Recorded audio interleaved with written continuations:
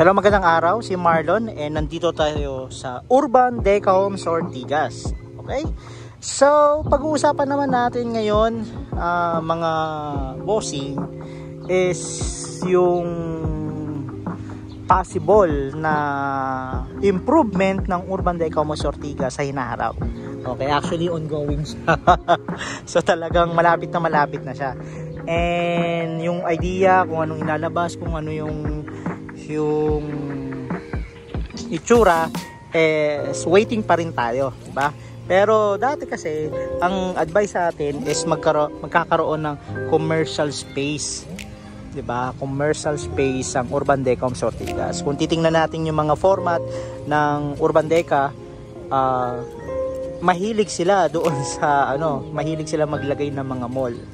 Diba? May mga ganyan sila. Lalo na kung malalaki yung space nila. Meron talagang design para doon. And that is a commercial space. Now, sa ngayon, waiting pa lang tayo. Wala pang final na information kung ano talaga yung mangyayari. So, heads up lang siya. Possible na mangyari, possible na hindi. Pero, yun nga may ginagawa na. Hindi lang tayo makapag-video doon dahil maingay nga siya. Baka instead na marinig nyo ako, mas marinig nyo yung construction ng mga heavy machines. So yun nga, ang kagandahan dito sa Urban Deca Homes Ortigas, yung ongoing projects nila ng kumpanya. Kasi nakikita akong mga realty or may mga development na mga mga developer na matagal ang process ng pagde-develop nila ng mga projects nila.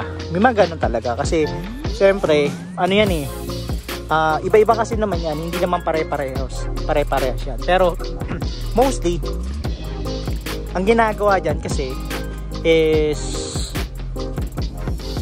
naghahagilap pa ng funds yan. Ganun yung nangyayari. Kaya naman tumatagal ang isang project dahil depende dun sa funds na meron yan. So kung mas maraming pondo, syempre mas mabilis ang construction. Ganun lang po siya kasimple. Pero kung wala namang pondo, medyo matatagalan yan. So ang kagandahan naman dito sa Urban Deca Homes Ortigas, history wise, since na nagkaroon ng pandemic, 'di ba? 2020 to 2021, tuloy-tuloy pa rin siya. Hindi nga lang ganon kabilis kasi nga pandemic, dahil nahati nga yung workforce and yung marami kasing adjustment at that time so syempre may mga machines, hindi lang naman yung workforce ang kailangan i-consider, kailangan din consider yung mga yung mga gagamitin, yung mga materials para sa pag-construct ng isang building. So talagang na-delay talaga. So that's an unexpected na movement naman. Lahat naman ng construction ng pandemic is halos lahat natigil kasi nagkaroon nga ng lockdown. But wise to say or gladly to say na ang nangyayari dito is continuous na po silang nagpa-progress. Continuous ang pagko-construct ng mga building. Actually, kung titingnan nyo, dati wala pa yan wala pa, talagang wala pa, 'di ba? KLM. So mabilis talaga ang construction ng mga building. Kaya ako po pinapakita sa inyo is just to show na ang Urban Deca Homes Ortigas or 8990 is seriously taking this commitment sa atin na may deliver yung project. Siyempre, pag na-deliver yung project, mas maraming magbe-benefits niyan, 'di ba? Na makahanap or mga taong gustong kumuha ng property. Yun ang kagandahan dito. So, kung may di-deliver ng ayon sa time frame is mas maganda. Pero siyempre nga, hindi nga natin kontrolado yun. Tayo'y nagbebenta lang ng condo dito sa Urban Deca Homes Ortigas. So, ang kagandahan naman sa ginagawa natin is pinapakita naman natin. And yung management naman ng Urban Deca Homes Ortigas is very vocal pagdating do sa mga adjustment and improvement ng ginagawa nila dito sa projects. Now, kung mapapansin nyo, hindi na ako pupunta doon mismo sa commercial space kasi nga medyo maingay siya. baka hindi na ako marinig. So actually yung heavy machines doon, nakakabingi siya dahil nga may ibinabaon. So yun, expectedly, hopefully, and possible na matapos siya kasi mabilis talaga mabilis lang talaga silang gumawa. Mga 6 months nga lang, 'di ba? Nakakapag-process na po sila ng mga building kasi this is a precast technology. Na precast technology, parang Lego, parang building block na pinagtatagpi-tagpi. Hindi naman tagpi, pinagsasama-sama tapos nabubuo agad siya. So structurally, mas mabilis siyang gawin kumpara dun sa hollow blocks, kasi hollow blocks patutuyuin mo pa yun, pipinish mo pa yun. Ito kasi finish na kumbaga polish na siya, so mabilis yung production niya, mabilis na magawa yung project. And we expect na same din ang gagawin dito sa commercial space na ina-expect nating lalabas, okay, in these coming years.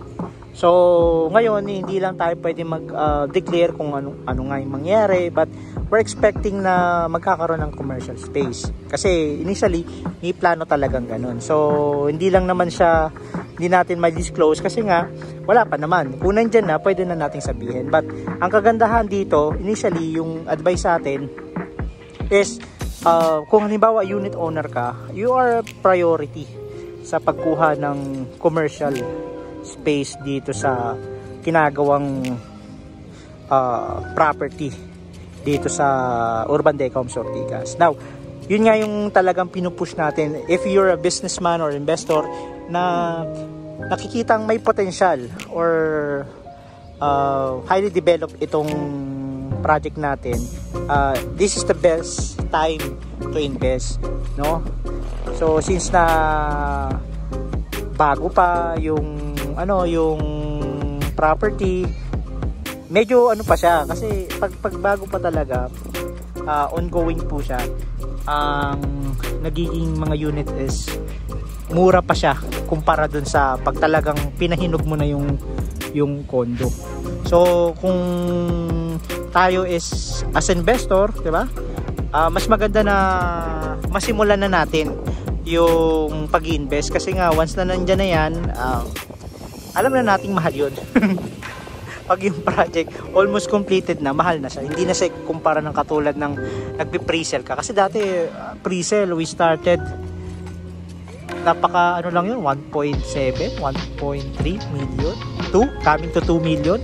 Ganun siya kamura kasi pre-sell nga ang nakikita mo pa lang alikabok ng lupa so ganun siya ka-wide. So wala pa talagang wala pa, kumaga mura at sa mura pa kasi naka-pre-sell pa lang pero ngayon na nag-iiba na. So we're expecting that sooner or later magtataas talaga ng property or value yung bawat unit dito. Kasi nga dati nga ang pinakamababa is nasa 3M or mas mababa pa, 2.7, 2.5. Ngayon ang pinakamababa is nasa 3.3. Dati ang mga available na unit is may mga 3 bedroom. Kasi ngayon sa atin, 2 units ang available, 2 bedroom and 3 bedroom.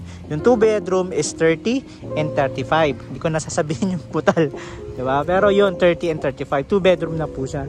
Tapos 3 bedroom is 42. Yun, ngayon, siyempre, pag medyo demand, yung mataas ang demand ng 3 bedroom, mas mabilis siyang nauubos. Kasi nga, location wise is this is a corner slot, diba? At saka malaki yung space talaga ng 3 bedroom kumpara dito sa 2 bedrooms natin na in-offer. So yun lang, bago tayo matapos dito sa